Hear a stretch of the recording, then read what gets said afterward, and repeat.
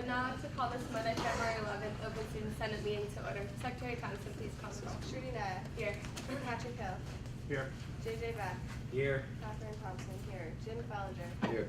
Stephanie Long. David DeBoer. Here. Nicholas Thomas. Here. Tucker Little. Candace Lopez. Here. Rose Kane. Erica Seed. Anna Baldessari. Here. Mariah Johnson. Here. Scott Johnson. Here. Aaron Niles. Here. John Price. Here. Brett Stewart. Here. Mira Brad. Here. Christina Federini. Here. Christiana, sorry. Read that fast. Benjamin Kaplan. Here. Pepper Kearns. Here. Chad Killen. Here. Ashley Sabotin. Here. Michael Harmon. Here. Francis Arrigo. Here. Taylor Burry. Here. Aaron Meacham. Here. Derek Pinchback. Here. Sarah Scott. Here. Mark Wolf. Here. Tiana Wu. Here. 26 PCG. Here. ACM. Here. Action Against HIV/AIDS. Active Minds. Here. Allies. Here. APO. Here. Autism. Here. Biosphere. Here. BSU. Here. Bomb Squad. Here. Cheers. Here. China Culture Club. Civil War Club. Here. 2013. Here. 2014. Here. 2015. Here. 2016. Here. Classics Club. Democrats. Here. Republicans. Here. College Against Cancer. Here. Dance Ensemble. Here. Dance Team. Here. Disciple Makers Christian Fellowship. Here. Drop the Octave. Here. Entrepreneurship Club. Film Society. Here. Four Scores. Here. Free Thinker Society. Here. Game Club. Here. Gettysburg TV. Here. Gecko. Here. German Club. Here. Gettysburg Student Musical Theater. Here. Gospel Choir. Here. Habitat for Humanity. Habitat. Sorry. Somebody said here. Okay. Interfaith Council. International Affairs. Here. International Club. Here. Italian Club. Here. Japan Club. Jazz Appreciation Society. Here. LASA. Here. Law and Justice Society. Here. Lutheran Student Movement. Here. NAACP. Here. Alan Nightingale. Here. Painted Turtle Farm. Here. Free Health. Here. Free Vet. Here. Sarah. Here. SASA. Shots in the Dark. Here. Skeptical Chemists. Here. Society of Physics Students. Here. Student Alumni Association. Here. Swing Club. Here. Upscale. Here. Yara. Motion to approve last week's minutes. Second. All those in favor? Aye. All those opposed? Abstentions? Minutes are passed. Our outreach event last Thursday night went really well, so thank you to anyone who stopped by. We'll continue them starting next week. Special thanks to Dave for being there for a long part of it, and as well as the rest of exec. On the 25th, which is going to be in 2 Mondays from now, we're going to have our meeting in Mara Auditorium. I'll send out emails and remind you, but they're doing a poor man's supper in here, and they wanted access to the kitchen. And Kathleen Zarella really wanted to thank us for being so accommodating in moving our meeting to Mara. And event of the week goes to the class of 2013 for the 100 Days Party this past weekend. And Okay, so we're gonna get the petitions for if you plan on running for a Senate position or an exec position within the next few weeks. Once we have all the petitions submitted, we're gonna try to set up a meeting for everyone to kind of go over election procedures, what you can do, what you can't do for campaigning, etc. And once we do that, then you'll be allowed to campaign, and then we'll find the date for all the applications to be due, and then we'll start the election process. Hopefully, within the last few weeks of Senate, we'll have the new exec board kind of transition over, so they have 1 or 2 meetings to get acclimated before next year. Okay, prelims are over, so tonight I will be presenting the finalized preliminary budget to the Senate for, I guess not approval, but for you guys to table it, then I will send it out after the meeting for you guys to look over. We'll officially approve it next week. So that means that next Monday will be the starting of normal budgetary hearings every Monday for the rest of the semester. I'll send out an email with a link to a Google Doc so you guys can start signing up for those. Thanks. Catherine? If you had a leadership change in your club, please let me know so I can get you on the alias. And if you spoke to me right before the meeting, can you come back and speak to me after the meeting, because I forgot to ask you. Thank you. thanks. Jim? No report. Steph? I sent out an email that said that semester reports were going to be due on Wednesday the 16th, but Wednesday is actually the 13th. So if you could send them in by the 13th, which is this coming Wednesday, then that would be great. And then, as Catherine mentioned, if you had any leadership changes or anything like that, then please let me know so I can update PeopleSoft and the website. Alright, there's no old business, so new business, middle school. Alright. Provost, is that better? Well, good evening, everyone. We appreciate Dean Ramsey and I and Professor Stempley appreciate the opportunity to spend some time with you tonight. And so part of the process of, I understand that Professor Stempley and Dean Ramsey engaged you all in a discussion of some issues in the fall semester. So kind of continuing that in an effort to gather information that will inform our Middle States self-study. Again, a brief refresher, we are accredited regionally by the Middle States Commission on Higher Education. Every 10 years, we are reviewed for reaccreditation, and guess what? Next year is our magical year. So we are in the process of working through a very thorough examination of who we are, what we're doing, what we've been doing, and what we aspire to do with regard to our mission. And what you want to keep in mind is that our reaccreditation is really viewed through the context or the lens of our mission statement.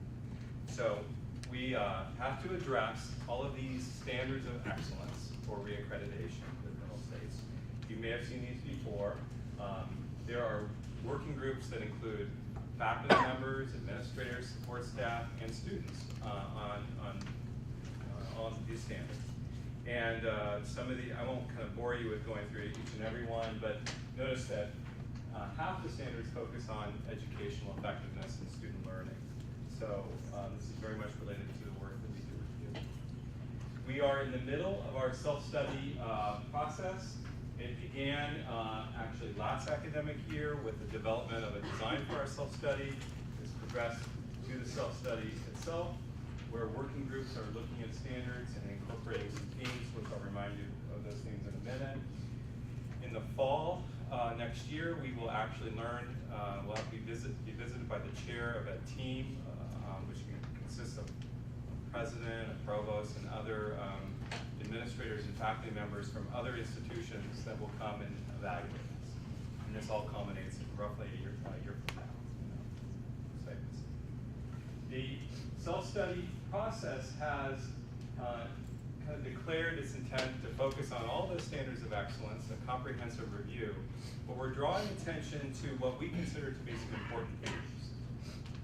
Intellectual climate, which is a theme that Dean Ramsey and Professor Stempley addressed with you last fall, as well as internationalization and diversity, equity, and inclusion. And tonight, we're here to talk about these latter two themes. To give you a little background, and I know I'm going quickly, but I got to keep going quickly so we have time to talk. When we think about diversity, we're thinking about individual differences as well as group and social differences. And diversity is a description, it's not really taking action. It's not about integrating differences, it's just about describing the group. We can make these slides available to you so you can review them at a more leisurely pace later on, but I'm going to keep churning along here, knowing what time it is. Equity, when we think about diversity, equity, inclusion, is really social justice. It's about creating opportunities for historically underrepresented populations to have equal access and to participate in educational programs. We have a commitment to equity at Gettysburg College, and that we want to prepare ourselves to be our students to be effective leaders and to work during their years here and beyond. So we're talking about diversity as differences, equity as equal access, and then inclusion. And this goes beyond just describing how we're different, but really finding ways to facilitate learning and growth from one another through our differences. So action, intentional, and ongoing engagement with diversity. We move away from a description of who we are as a community to how we actually interact and learn from one another. And really, inclusion involves activity in the classroom as well as life outside the classroom, including in our residence. and it provides an opportunity for us to gain insight into how different people from different backgrounds and perspectives approach issues. This prepares us to be really great professional people and great citizens. So that's one theme, diversity, equity, inclusion. Now I'm going to transition to the second theme of tonight's focus group, which is on internationalization. You've been hearing about this, undoubtedly. This is the integration of international and intercultural dimensions into our educational experiences through such things as the courses you take. The Gettysburg curriculum has local and global, citizenship focus, focal points. Through off-campus study opportunities, whether they be for a full semester or a year, or even a short course for a week or two. Co-curricular learning experiences. Many of you are involved in activities outside, including this, where you develop and rehearse skills in working with diverse groups, and internationalization can take place outside the classroom. And of course, through public service, giving time and your talents and growing as a result of your experiences.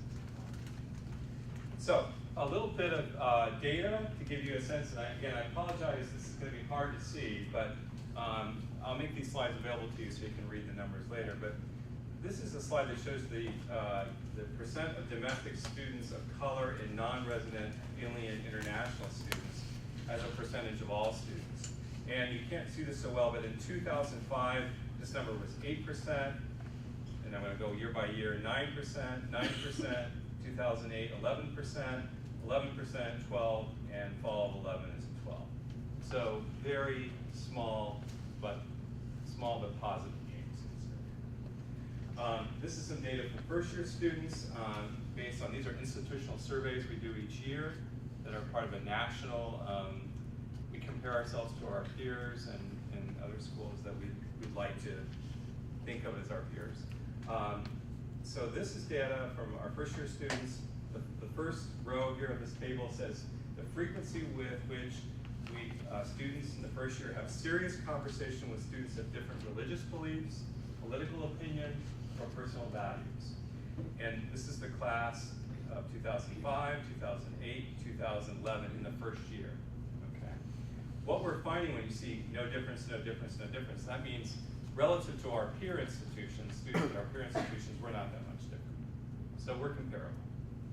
But when we get to the item, frequency of having serious conversation with students of a different race or ethnicity than our own, we're lower in 2005, we're lower in 2008, and we're still lower with the most recent data. Institutional environment that emphasizes encouraging contact among students from different economic, social, and racial or ethnic backgrounds, we tend to be not much different than our peers.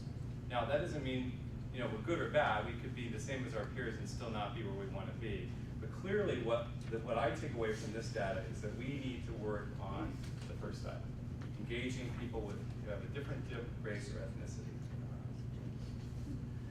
Here's some senior data for those of you. You'll see some similar trends, although some improvement. For the first one, having serious conversations with students of different religious beliefs, political opinions, or personal values.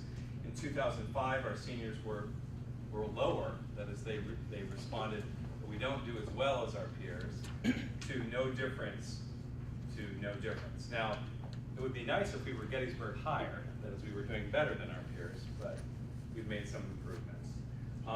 The same with the frequency of having serious conversation with students of different race or ethnicity.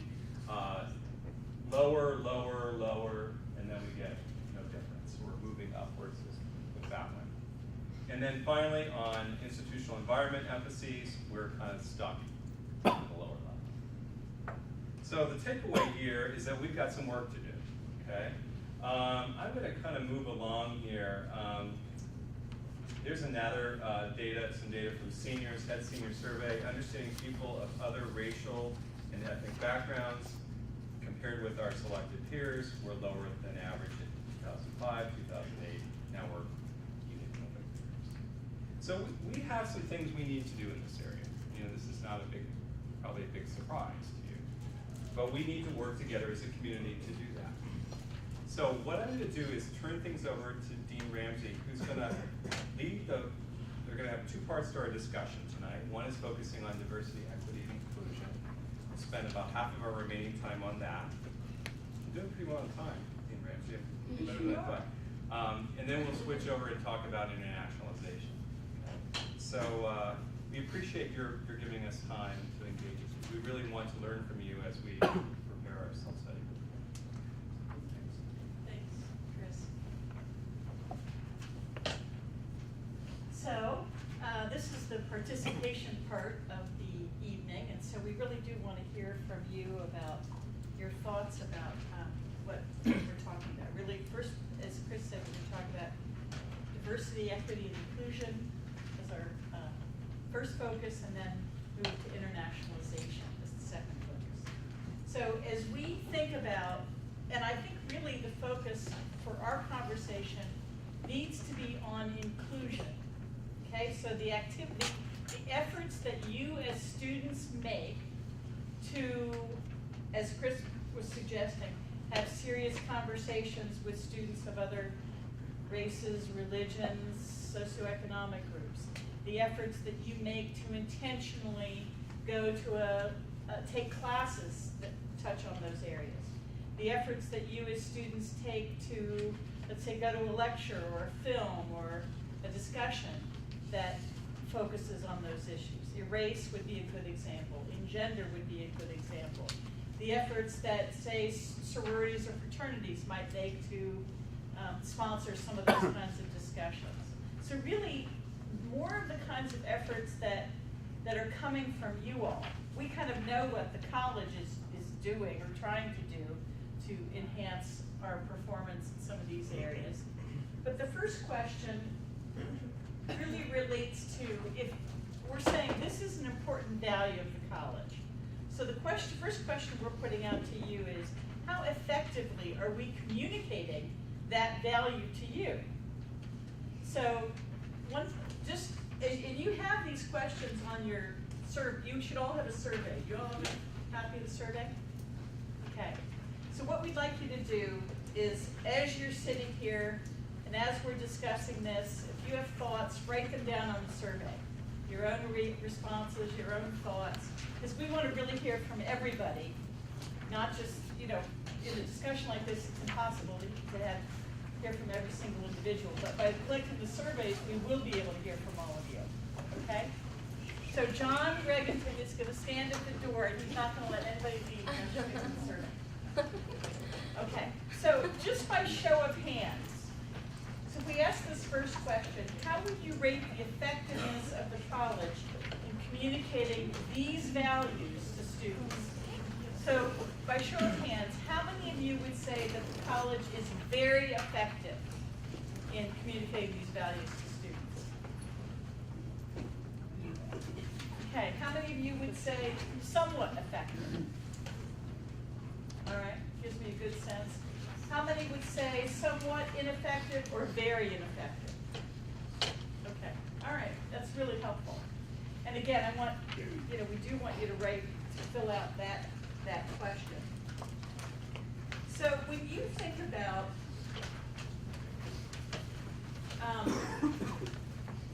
so talk to us a little bit about to what extent these goals influence your choices as students, or the way that you think these goals influence the choices that other students make. So I'm really asking you as a group to just kind of reflect on your own choices, the conversations you had with your friends, how you perceive the campus environment. Go ahead. Give me your name. I'm Candace. Candace, I knew that. Go ahead. One thing that I noticed my freshman year was I was invited to come early as being part of the IRC group, and I think the first initial problem that I had with that was I don't know if I ever clicked on a thing to be in that, but I was automatically put on that. Okay. And I thought that was kind of interesting, and the fact that it was 2 weeks or like a week before the rest of the school came here, I thought that was kind of like not the best way to do it, because that's when you first make friends. So if you're trying to make this school more diverse, you would want them to be around other people than the group that you had first initially get in contact with. Yeah. And so I thought that was definitely what led my decision in my friend group and the area that I went with, because I had already formed these bonds. I know it's not that much time before, but like, especially coming from Florida State, I was able to connect right away and then not really try to well, eventually I did, but that first initial semester I remember is very geared towards that. Okay. So that communicated something to you. Yeah, and then the fact that a lot of people don't know what the IRC if they're not a minority, that I also think, because a lot of times I'm helping my friends like, oh, why don't you just go there? And they're like, what is that? So I Right. think like, I understand like it's an extra help, but I think just, I guess, it more open might have helped me in that area. Okay, that's really helpful. Thank you. Other thoughts? Ways in which, or to the extent, to what extent does the college, or do these goals influence your choices? Go ahead. Well, one of the things I think is positive, actually with this is, I know during orientation, there was actually like meetings talking about, like diversity and inclusion, and I think like initially for freshmen, like setting up that expectation is like a good way to communicate. That's, what year are you? I'm just curious. On the sophomore. Okay. So that's, for some of you who are seniors in the room, you may, I think we're actually doing more now, last year and this year, than perhaps we did for some of you who were seniors in the room. Go ahead. I think the college does offer a lot, like, between like gender, e-race, there's a lot of different clubs relating to like different religious or ethnic identities, but I think what really needs to be done is actually getting more students to actually like go to these discussions and lectures and stuff instead of like, I feel like there's a little too much apathy for these issues on campus. You know, as I was listening to the clubs that, Catherine, you were calling on, a lot of them, a number of them relate to the things we're talking about. I mean, not all of them, but many of them do have a kind of multicultural or cross-cultural orientation to them. So your point is they exist, but not, perhaps people don't take as much advantage of them as we could. The next question we're going to get back to, so start thinking about this, is how could we encourage more people to do that? So let's get it, go ahead. Just kind of like going off of that, I feel like a lot of students think that they're not part of like necessarily that diverse group, or then that they for that reason can't be part of that club or can't go to those talks and can't participate in those activities. I do think that like as being part of Senate and now like when the clubs do stand up and say like this is an open event, like then that allows me to know like, oh okay, like even though I'm not part of the club I can still go to that speaker, which is nice, but we need to try to like get that out to more students just through some other way than just like the digest, maybe because like a lot of people don't read the digest. I know, I hit it. Hate to break it So to you. you know, you haven't telling me anything I haven't heard 10,000 times. Go ahead. Oh, I'm Sarah. I'm a first year. And I think, yeah, along that line, we do have so many awesome groups on campus that it's really easy to get involved with. At the same time, dividing ourselves into these groups also divides the groups from each other. I think there's not much fluidity between the groups. That's something I know that like JJ is really working that like to have groups like co-sponsor their events. So it does, it gets more people involved, but also makes those groups work together. And I think especially like there's so many events that there's so much like I know on campus this semester there's going to be an African American lecturer who is also dealing with homosexuality issues. And so that's getting different and diverse groups of people to work together to bring that speaker like that to campus. Yeah. And that's really great to like promote inclusion and diversity at the same time. Right, so it creates more intellectual complexity for you all too, so it actually also enhances the goal of the intellectual climate, the intellectual complexity and of what the issues we're presenting. Yeah, go ahead. I'm Mira, I'm a sophomore, and I think just going off of the IRC comment and just the solidarity of the groups, I think that targeting the majority would make more sense about diversity, because if you're just talking to minorities, I feel like I guess minority but you know you're a minority and you know you're different from other people.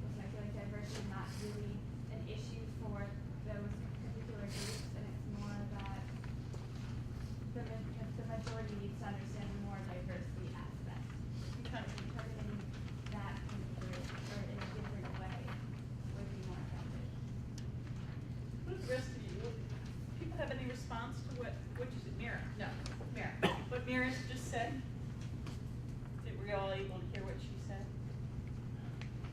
Just curious because actually, it's true that students of color or international students who come to Gettysburg, they're already having a diverse experience, or they're already struggling with inclusion, just by definition, right?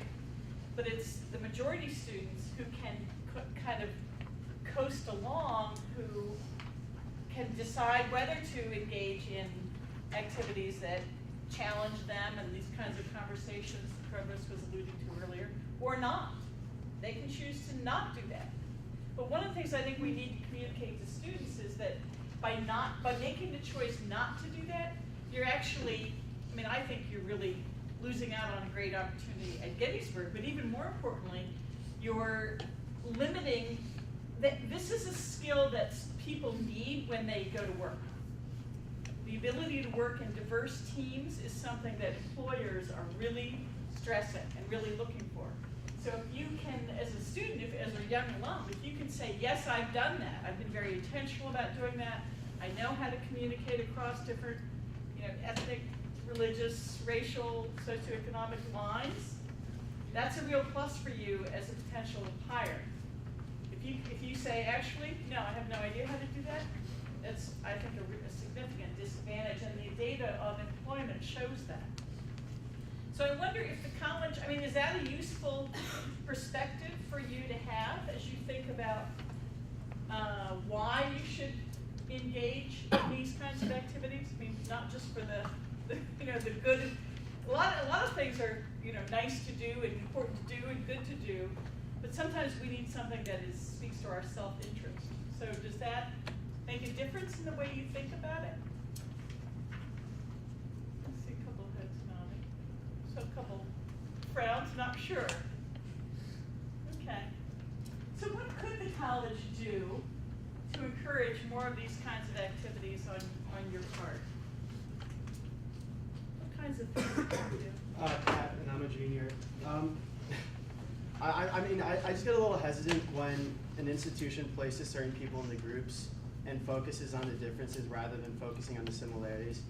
And just knowing from my experience, as a white male, I've never been really a minority in anything, but that hasn't really altered my experiences here, and I'm not sure if it's just because I'm an outgoing and personal person. But I think the school should also look and consider, like, a group is one thing, but then where people who they live with is another thing. And for example, I live with 7 people and 3 of them aren't even white, for example. And none of that was ever really developed by the fact that I went to a group or something where I met with other people of different races, but it was just the fact that we found a common similarity in a hobby or an interest.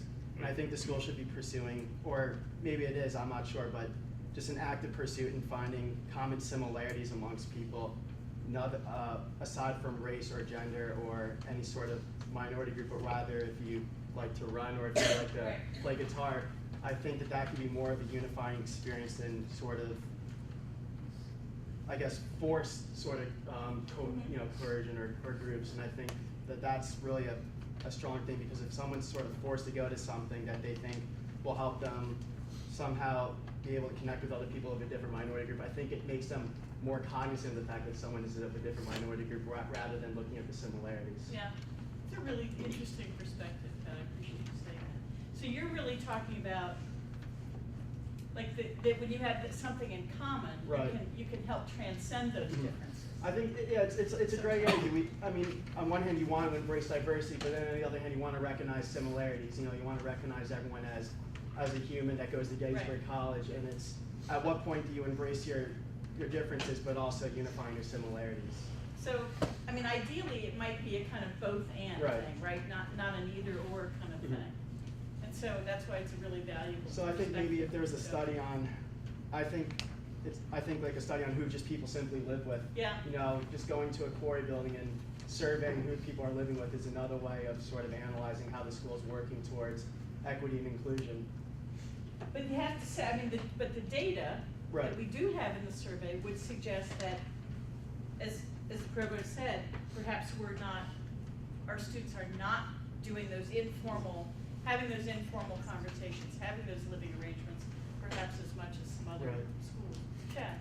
I think being in residence life, staff, I've seen a lot in like my first years that are in my floor, and I've kind of talked to the students, you know, who are the minorities on our floor, and asked them how they felt about conversations that we've had at community meetings just about diversity, equity, and inclusion. And I kind of agree with Pat said, like they said, you know, like it has been great, like I guess like to be able to talk about it, but they like the people I've talked to said sometimes they do feel like it's almost other people just like only recognize that part, like that they're a minority, like that they're still like, oh my gosh, what is this like? And like what's this like living like how you are? But they're like, you know, we're still really similar. I think sometimes focusing too much on like massive differences kind of blurs the lines of like what they have in common. Dave? I know it was mentioned briefly before, but Senate has found that by encouraging clubs to co-sponsor with other clubs that might have some similar interest in common but are otherwise completely different, it's really done a lot to foster these three core ideas of the college, just like I was saying, by centering it around common interests. So both clubs are planning an event around something similar, team up and do it together, and by proxy, these three sort of virtues have been included. I think if the college could do that on an institution-wide level and encourage academic departments or administrative departments to work together on different events, they could really set an example that these are really three strategic goals that we're taking forward, and then it would sort of set the tone for the students to take action. It's a great idea. Yeah, makes a lot of sense. So the idea of just modeling that more and more. Yeah, exactly. Okay. Other thoughts, other ideas? What more could the college do? Think about, go ahead. Oh, All right. sorry.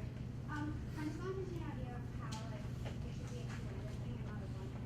As an academic myself, I think that the college can help, like, minority students to know that just because they're different doesn't mean that they cannot connect with their students and like past it. Right. There's similarities where, I mean, I'm obviously not, obviously, like, how many English is my friend, but I mean, I connect with them in different ways.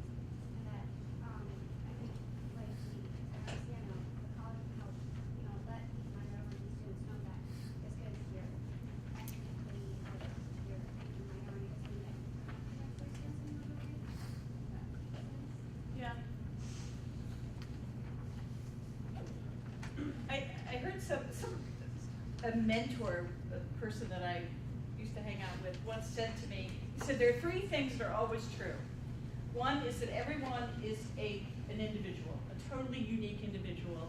Every single person is totally unique and not like anyone else. Second thing that's always true, is that we all have certain things in common. We are all fundamentally alike, right? We're all human beings, we all care about the same things. And then the third thing that's always true is that some people have more in common with people who are, people have more in common with people who are like them than people who are not. And these three things are always true. And so part of what the college needs to do, and this goes to some of the comments that we've made, is we need to communicate the truth of those three things to you all the time. And it's this last thing about how some people, because of the group that they belong to, they're more like other people who are also members of that group. Doesn't mean they're not unique individuals. It doesn't mean they don't have a lot in common with every other single living human being. But it's that group dynamic and the way that those group dynamics work in college, in a workplace, in school, anywhere really in our society. It's how those intergroup dynamics work that I think we're trying to kind of get you to wrap your mind around, and how those play out here, and how we can kind of get your ideas about how we can kind of not force, because Patrick, that was a word you used, right. The college forcing, and I want to be really clear, we're not talking about forcing, we're talking about encouraging and kind of putting it out there and letting you all choose and giving you some good reasons to make that choice.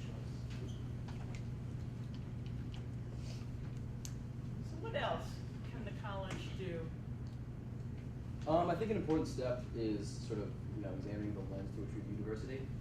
Diversity can mean like a lot of different things. You have students of different racial backgrounds and religious backgrounds, but diversity can also mean a ton of other things.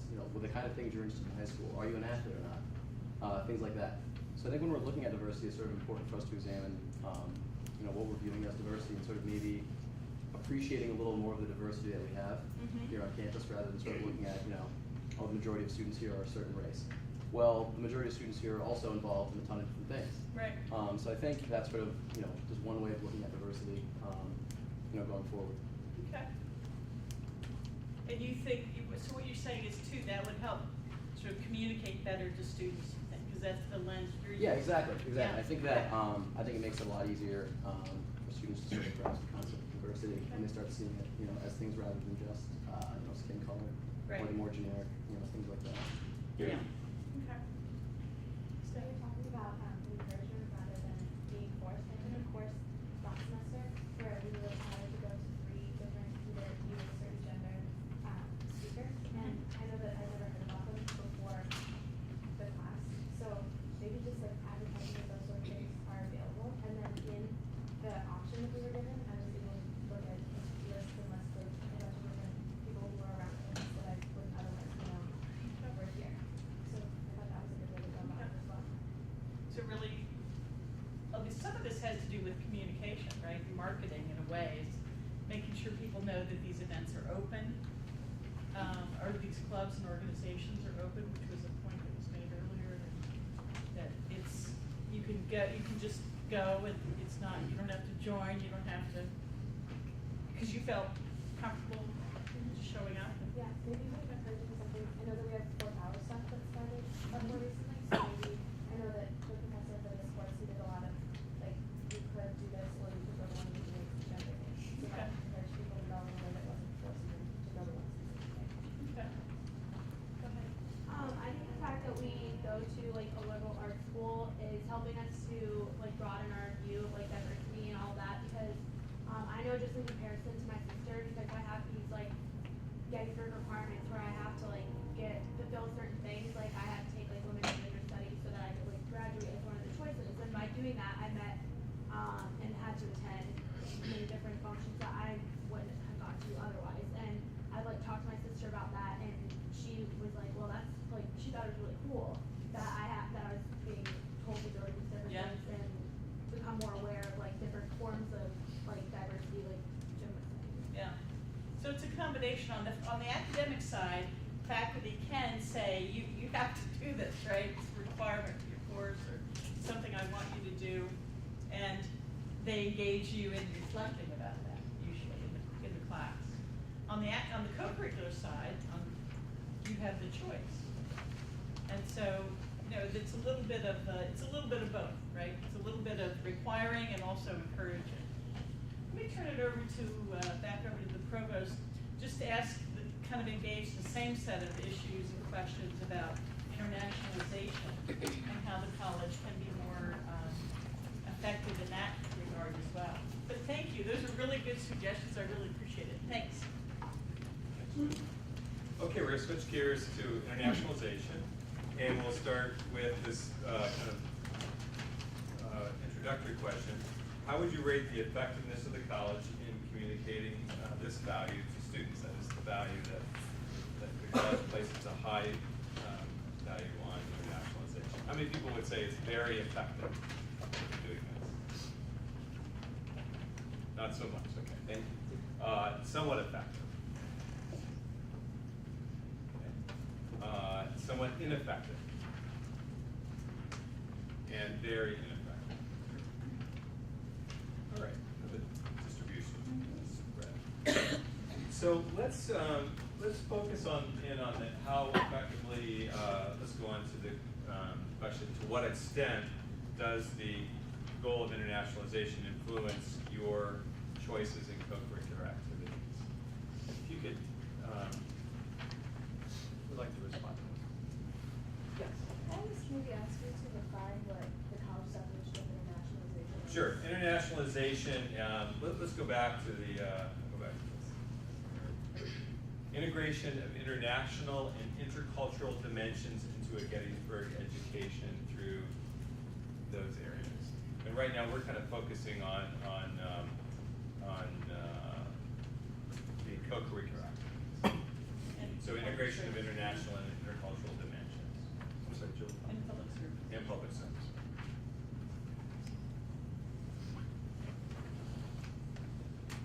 So.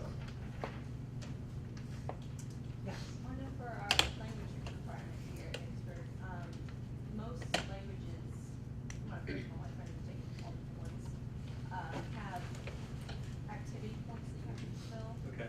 Which that obviously is an easy way to, if you're taking language for those 2 semesters, to get out there and really do a variety of language courses. And generally, language courses are, ethnic based in some way.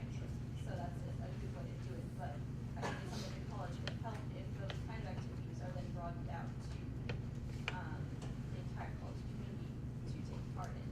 Generally, it's just the students in that certain language that are going to those certain events. How many of you in taking a foreign language course have been encouraged or, let's say, nudged or required to do these kind of activities? Okay. So this is a almost uniform. To go along with that, I think it would be like a great tool if classes would advertise, even if it was on the digest. I know a lot of people still don't read it, but I was able to go to an Arabic film with my friend just out of nowhere, but I never know when they're showing or anything like that. So I think if maybe that would give extra activities aside from like groups and clubs. Yeah. So, I think we're hearing or learning that the digest is not the most effective way to communicate, right? I have to admit, I don't always read the digest either. So what's the best way, this is a momentary, how do we best make you aware of these kinds of opportunities? If you send the digest out, maybe like once a day. Once a day, yeah. That would maybe help, So because I know personally, it's my mailbox at least 4 or 5 times a day, so I just have to. I'm wondering, yes. I wonder if you guys could like make a page before you enter the Gettysburg website. Like like there's a pop-up and then Yeah. you could be like skip advertisement. So if you do like an advertisement before you officially enter the Gettysburg Okay. website. So kind of an advanced calendar or some Yeah. kind of notice? Yes. I was thinking that because our school is very word of mouth, we tell each other, especially our friends and stuff, about Right. events that we have. So I think if you communicate in terms of, hey, there's an event going on, it'll bring more people to the lectures and co-curricular events. I wondered if your faculty members would make you aware of a lecture or an activity or something outside the classroom that might be relevant to the classroom. Not so much you have to go, but you might want to be aware of this opportunity. Would that shape your behavior, do you think, in a positive way? Because I taught a first-year seminar last fall, and on several occasions I said, hey, tonight there's the Eisenhower Institute's having a program on the election. Would you like to go? I'm going to go to it. And that kind of encouragement, half the class turned out. I was 16. Yeah. I mean, I think definitely with professors advertising that in a lecture, like students tend to go. But the problem I see is that like in the biology department, I always hear about the biology or the B&D lectures, but I never hear about like an interesting econ or poli sci lecture unless I want to look for it myself. So I don't know if this like could be a thing, but like you can see what academic lectures are going on, not just find out about the ones that are in your department. Yes. I'm sorry. Especially language activities and lectures in McKnight. I think they're really great with like postering and stuff for different lectures, activities, and stuff that are going on. But then again, if you're like a B&B major and you're done with your Italian requirement or whatever, you're not going to be going there. I feel like there should be better with like central billboards and different academic buildings that are going to have all these activities on them like that. We need to work on, let's figure this digest thing out. It's just not seeming to work. Anything else you want to talk about? Yes. Sorry, I didn't see you. So you're right in the line where I was like completely blocked out. I was just gonna say, I know Hall, Fairbanks and Palmer Fair were here last week, but I think that new banner thing, and Yes. everyone knows, but just like advertising through that is gonna be helpful. I think we'll probably start seeing The 6th. more of an effect of that, maybe like advertising lectures or whatever else through that we wanted to see more of. Yeah, I'm hopeful too about the changes that are coming. Yes. I don't know if this exists, but if there's just like a really simple page like on the website, just the list of all the lectures coming each day. Like, I So would if you just think that. this information was more readily or visibly, if you were more aware of it, you didn't have to like scream going through this, you know, minutia of the digest, that might change your engagement in these kinds of opportunities. Problem with the digest is just that it's all kind of grouped together, and you Okay. see this long list of titles, and you're like, I don't have time to read this. Right. And you just skip it. If it was like, it was better subdivided, so like, I got like, if there was something like, that it didn't all just go to my email. Right. And that maybe there was a separate folder or something with lists of like extracurricular things, or lists of lectures, or lists of, you know, jobs, or lists of, you know, miscellaneous. I mean, I realize that digest is divided like that, Right. but again, it's just this glut of stuff that no one reads. Yes. No, I think the best thing to do would be like to have something on the website that's just like, I don't know if you use like Google Calendar ever, but like in Google Calendar you can see like by time what's going on, and you can have multiple events on at the same time. So it's like if you know you're free from X to X, you can be like, is there anything Oh I'm yeah, interested in? check out what's And that's the available easy- in that Yeah, slot. and you can search that for specific like buzzwords or something, so that if you're interested in like biology or some sort of department that you're not normally around, Yeah. that'd be the easiest. So we can't, so that what I'm taking away is we can't rely on local information. So if you're, you know, if you're in a health sciences major, you may hear about certain things might be related, but or if you're in the language, but you may not hear about the sciences. So we need to cross those boundaries. Yes. Something that Tim was talking about, we have something already in motion, it's called Article 5, and you know, we can see what's there at what time. But it's basically something where you look at it that's more accessible to the audience, and basically not force anyone to read it. Sure. So it's basically that's an emails with the dates, but then at one place where it's really People nice, can go in. there's nice interface between the since that's are depending on the kind of programs. This is very helpful feedback. It's something I know we're trying to work through.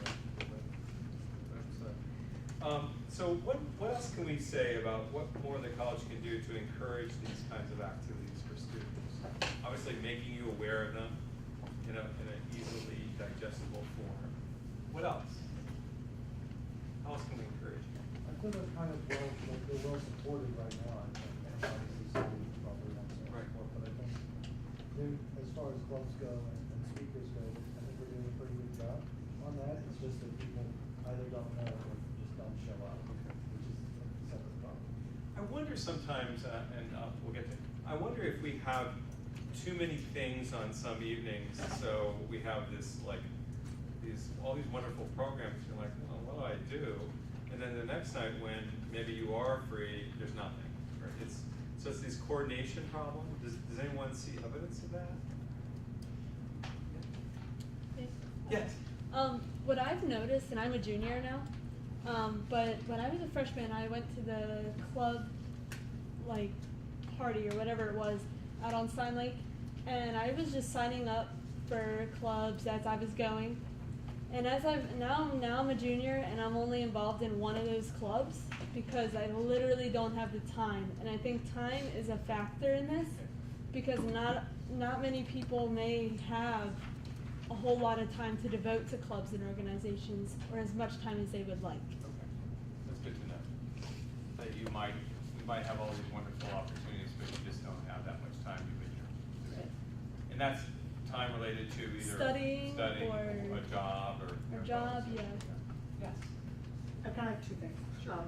But one, I think there's definitely a sort of a problem with over-programming on this campus. I think there are so many great things going on that it's just physically hard to choose which ones you go to, and because of that, sometimes things just get lost, and then people miss out on events that they might have really wanted to go to. They just couldn't because of a conflict or because it got lost in the shuffle of anything. And the second thing was, it's not really related to on-campus events, but I think one key aspect of internationalization would be incorporating the study abroad experience more so once students return to campus. Good point. I studied abroad the fall of my junior year when I came back. Off-campus studies was good about helping transition back to campus and everything, but there wasn't really a whole lot going on to really tie your experiences back into campus. I know they're trying with their global leaders and their ambassador program there, but I think just seeing more of that and tying that experience into the Gettysburg experience would be good. So let me follow up on this just for a minute. How many of you have studied abroad for a semester? How many of you, of those of you who raised your hand, what proportion of you felt like you really had a good follow-up in terms of integrating that experience with what's happening here, both in the classroom and outside the classroom? So if you, can you put your hand up if you said yes to the first question? Okay. So how many of you, if you agree, say, oh, we really leveraged that experience, put your hand up, the other hand up. So not many people with two hands up is what I'm, yeah. Let's try that again. People who actually had that experience abroad. Okay. Now, if you also feel like you feel like the college has helped you really build upon that experience, put your other hand up. Otherwise, there's one hand up. Okay. So not many people are putting their hands up. Yes. I was going to say, because in reference to the whole reintegrating the study abroad experience and kind of taking that one step further, I know that maybe not getting your hands dirty in the curriculum of the school is maybe the goal of this, but one of the things that some of the other institutions that people I met while I was abroad, what they do when they come back, is that they have a course with other people who went abroad that is almost essentially about your abroad experience and other people's abroad experience and how you can tie those back and looking more deeply at the culture from an academic perspective and the kinds of experience you had, the history of the place you were. It would obviously be varied because there were a lot of different people with different experiences in different parts of the world, but regardless, you can look at it as both a way of coming to terms and integrating your own experience, but also it kind of has a first year seminar kind of feel to it where you are in a group with a bunch of people who are now going through the same reintegration process that you are, which is getting used to Gettysburg again after being abroad for 4 months. That's a great idea. I think that would be something that would be really beneficial for the study abroad department and the academics to look into. And that's probably done informally and not very systematically now. You know, people can napkin compare, but not in that kind of systematic way. Plans for well, and also kind of going off what JJ said, not only the people who went abroad, but also the people that didn't go abroad. Because, you know, if you didn't go abroad, you really didn't get that experience, like learning about what people learned. I mean, I don't know, it wouldn't be a mandatory thing, but just something, like a couple events. And I'm sure, I mean, anyone who goes abroad is like ready to share their experiences at any time. So maybe like events where like a panel or something talks about it. We have, yes, please go ahead. I just want to say really quickly that the study abroad aspect of this school, and that like I'm on a sports team and my coach is encouraging me to go abroad, and a lot of other schools I looked at didn't have that, so I think that that's really key. And I also have an opportunity to explain as well is that I have talked to people who have come back from being abroad and are like having trouble adjusting to being back in Gettysburg. As much as they love like being abroad and they're glad to be back, they're just like it's totally like kind of there's like a disconnect. So I think that like having that type of class thing might help them into it. I think if I look back on my college undergraduate, and I went to liberal arts college as well, my biggest regret is that I did not study abroad. So, you know, 30 years later, that's my perspective on this. I know some of you can't because of other commitments you've made, but it's really a powerful experience. So if we can find ways to help learn from one another, whether you go abroad or not, learning from other people who have would be great. I feel like one way you can do it is try Celebration Day. Like I'm actually crazy. I should do it. And also the big issue is time. The schedule I have, I can't wear a full lunch. I would love to attend Sunday lunch, but I have classes during those times. I feel like you can't. I know there's mandatory at certain times after a film. There's a way if you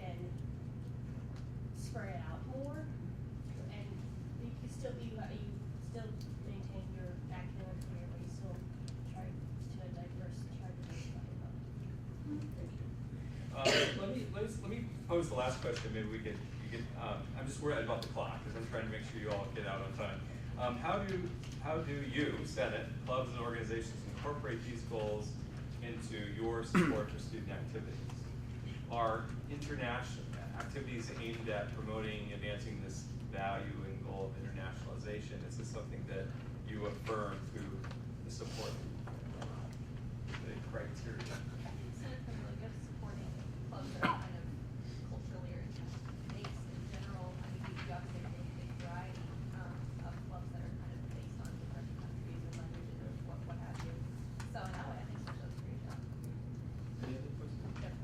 Well, I think we've gotten better and better at this as the years have gone on. This is one of the things I feel really strongly about is the clubs on campus that are really a part of internationalization, and the trips that we do abroad as well, which is in conjunction with sometimes the provost, so yes, and student senate as well. So I think that looking at the clubs on campus that are hosting events that are to educate about other cultures, and as well as sending clubs internationally to places where it's also at a very low cost to them, which is very important because it makes it accessible for everyone. It doesn't really discriminate based upon whether or not you have enough money to do that. And it's also good for the college too, because you can get their name, the college's name out there, and you can also give these students a great experience. If someone can't go abroad, then at least they can get this from the college, which is also something very important. So I feel that the funding that Senate has and the provost as well, both of those have done a really good job of facilitating this over my past 4 years here.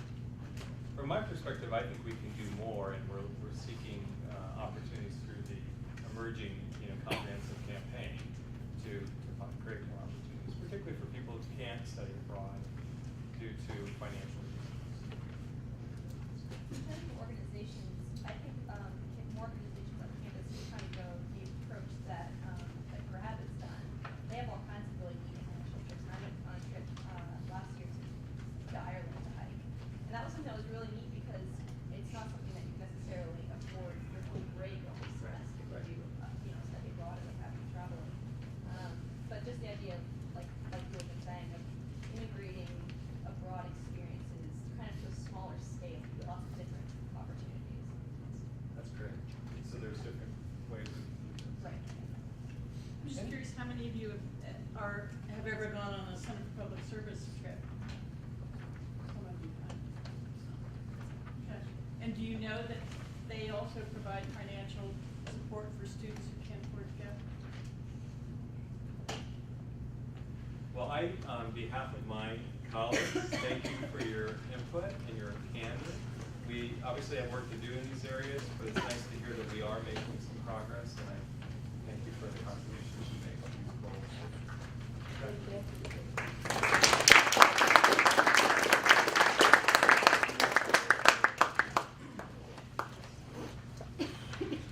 All right, thank you everyone for participating so much in that discussion.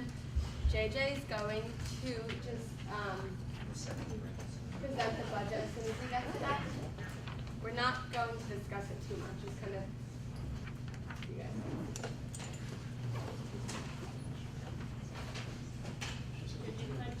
Say one thing. Yeah, no, absolutely. Again, we want to encourage you to, maybe as you're leaving, just put the surveys on the chair back there. Is that what you should do, Jeff? Or, so just drop off the surveys before you leave the room, okay? Thank you. Thank you. Thank you.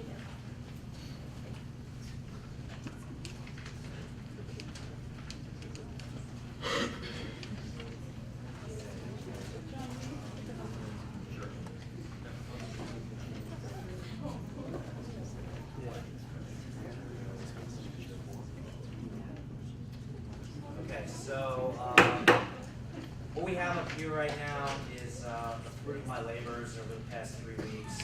Me and BMC have been sitting through meetings, going through all the clubs, looking over budgets, and discussing quite a bit. And I'll talk a little bit about the budget, where we stand right now for the rest of the semester. I can make it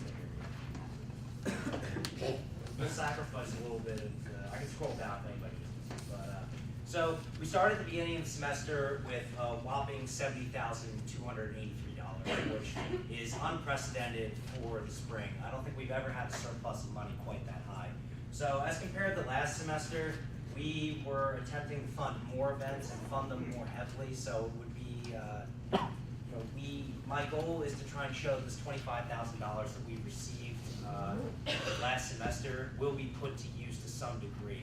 I don't want to use all of it, but I want you guys to dig into it a little bit to show that we're expanding from last year. So we had a starting balance of $70,283, and we have all these numbers here, which I'll email you, and you guys can each individually check your club's balance and what you are getting from these prelims. And obviously, if there are any issues with these, please email me, and I will correct these. So what we're looking down here is we had $42,818 requested, and BMC gave out $32,117. So as opposed to last semester, where we reduced by 50%, we reduced by 25% this semester. So right now, we're looking at $37,465 that we still need to spend. So feel free to sign up for a meeting, because I would like to get around $20,000 to $15,000 at the end of the semester. So, motion to table the budget. Second. All those in favor? Aye. All those opposed? Abstentions? Motion passes. Okay, committee reports, academic affairs. Okay, so last week at the faculty meeting, they were discussing relationships between faculty advising and students in majors and first years. And so next week we'll be talking about that, so get excited. BMC. No report. Polcom. No report. Black. We're just working on getting a student concerns book page up and running and related stuff. Thank you. Special events. Not for IT. No report. PR. Meeting next week and get your shirts. Student safety. No report. Sustainability. No report. Thank you. Any club reports or announcements? Pat. Is anyone here from the Eisenhower Institute that wants to talk about Thursday's presentation? Because I was supposed to relay a message from Anthony Palmer that this Thursday at 7:30, I'm guessing in Cup 260, they're sponsoring a program called Media, Politics, and Presidential Communications. And it's featuring Richard Benetto. He's a former White House correspondent and a columnist for the USA Today. If you guys are on Facebook, I can send you the invite. If not, you can just probably find it on the website.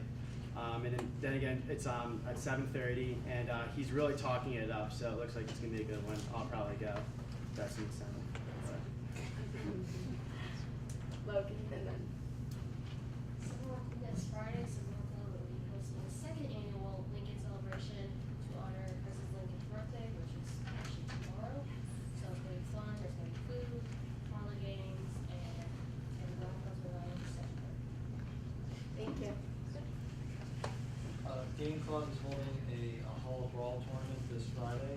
There'll be a prize for the winner, and just appreciate if you all would come out and play some brawl with us. Thank you. Is there a hand over? Any more reports or announcements?